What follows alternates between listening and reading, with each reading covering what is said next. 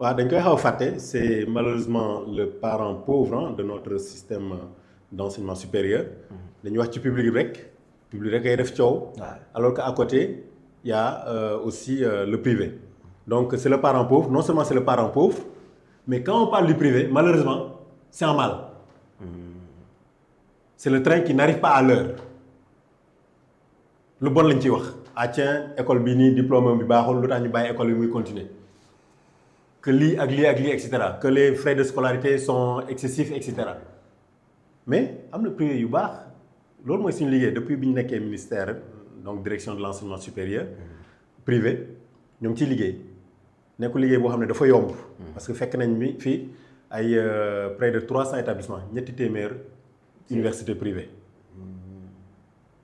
càmbar xool bari na de. yan ñoo ci am ay këyit ay autorisation yan la ci état reconnaître ak yan la ci état bi reconnaître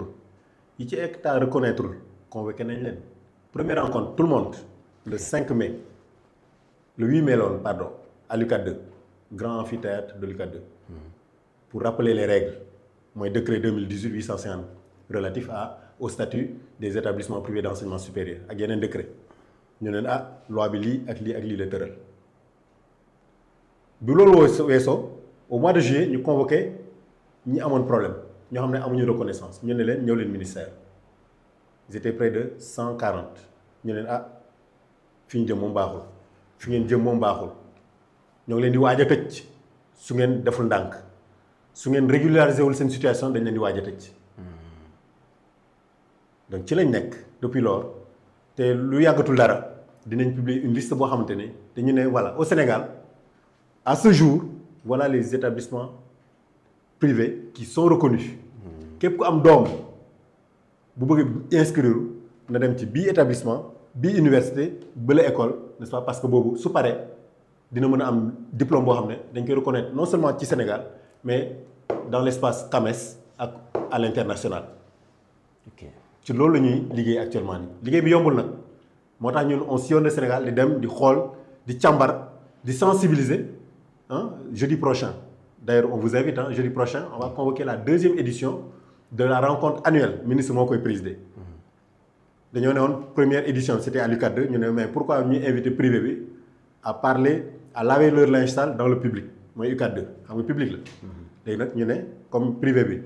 c'est une université ce sont des établissements d'égale dignité donc dañuy convoquer le privé dans un établissement privé bu tudd IPD Thomas Sankara foofu la ñu dem laver le linge sale en famille waxtaan ci suñu enseignement supérieur privé jël fa ay décisions fortes pour arriver vers n'est-ce pas donc ce hub là qu'on veut parce que université privée am na lu ci baax lu bëri seen effectif yi seen taux d'insertion professionnelle je fais tout pour participer au graduation des établissements on a les statistiques chaque année chaque début d'année ils nous envoient des statistiques et chaque fin d'année ils nous envoient des statistiques ainsi que leurs états financiers mais seen taux d'insertion mais ça frise parfois les 100% ñëpp am liggéey suñu génnee suñu pare formation balaa sax ñuy pare formation mois de décembre dem naa benn graduation balaa ñuy pare formation étudiants yëpp am liggéey parce que ñoom ñu bëri ci ñoom am nañ bureau insertion boo xam ne bureau boo xam ne loolu mooy seen liggéey suñu xëy dem placer étudiant en stage wala en emploi CDD temporaire wala emploi CDI nekk en partenariat avec des organisations professionnelles au Sénégal comme à l'étranger di ci liggéey donc loolu yëpp y a des efforts qui sont faits beaucoup d'efforts qui sont faits dans beaucoup d'établissements privés moo tax ma ne la solution une des solutions de l'enseignement supérieur public c'est le privé xëy na ñu dellu si waat pas léegi peut-être suñu paree suñu raxasee ba mu set wecc ba muy malax ñu ne nag état bi ñii de pare nañ ñu mën a orienter xëy na ay yenn étudiants yi les 70 000 à peu près qui réussissent au baccalauréat ñu ne dañ leen di orienter dans le privé pour l'instant ñoo ngi ciy liggéey te ñoo ngi ñaan yàlla mu may ñu kattan ak doole pour vraiment ñu am réussite ci liggéey bii nii pour que nit ñi di continuer di jógee fu nekk parce que étranger bëri nañ fa de bëri nañ ci lool ñiy jógee extérieur pour ñëw jàngi fii après nag y a ça mais y a aussi le fait que am na